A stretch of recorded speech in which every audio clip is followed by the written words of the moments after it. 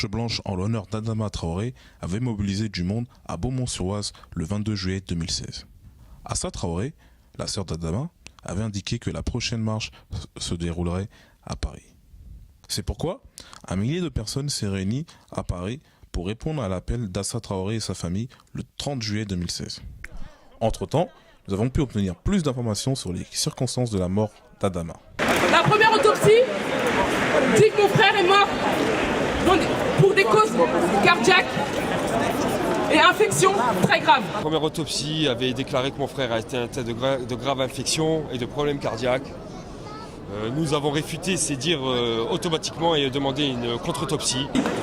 La deuxième autopsie dit que mon frère n'est pas mort, n'a pas d'infection grave, n'a ni cause cardiaque, mais il y a encore une deuxième fois asphyxie. Qui a tué mon frère? Et d'ailleurs, la contre-autopsie aujourd'hui révèle que mon frère Adama était en pleine santé, n'avait aucune infection, aucun problème cardiaque. Donc c'est bien un jeune homme de 24 ans en pleine santé, en pleine forme, qui est entré dans les locaux des forces de l'ordre, je le répète, et qui est mort asphyxié. Asphyxié, on ne meurt pas asphyxié sans violence. L'enquête déterminera les causes de l'asphyxie, mais aujourd'hui, on sait que mon frère est mort asphyxié. Ça, le procureur a oublié de le dire dès le premier rapport d'autopsie. Dès le premier rapport d'autopsie, on sait qu'il est mort d'asphyxie. Le deuxième confirme.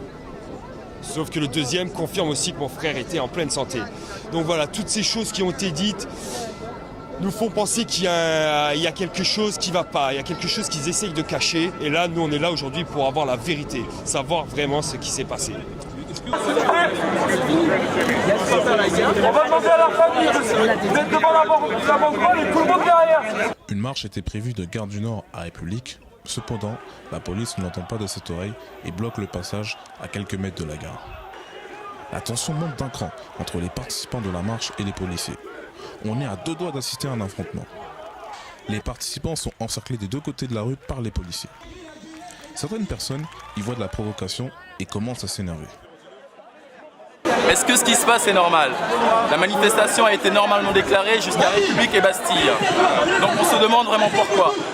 La famille, on est là pour Adama pour que tout se passe calmement. Il y a un cordon de sécurité qui est fait et tout le monde est calme. Et là, on a des CRS qui sont là, alors que tout se passe calmement. Car ces policiers, ils veulent. Pourtant, on a eu l'autorisation de passer, apparemment.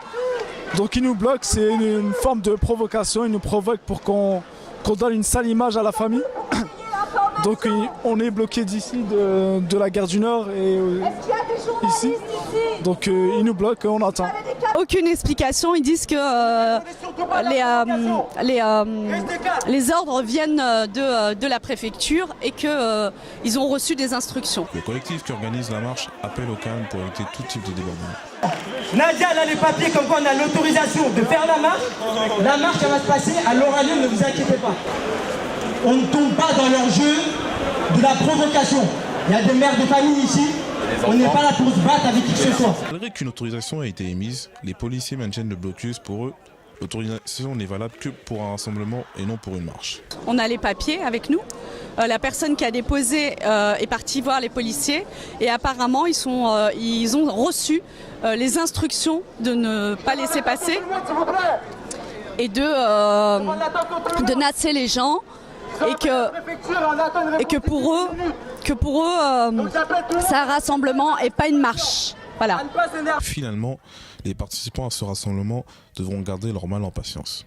Ils finiront par quitter les environs au compte-gouttes. La famille, quant à elle, ne compte pas abandonner son combat.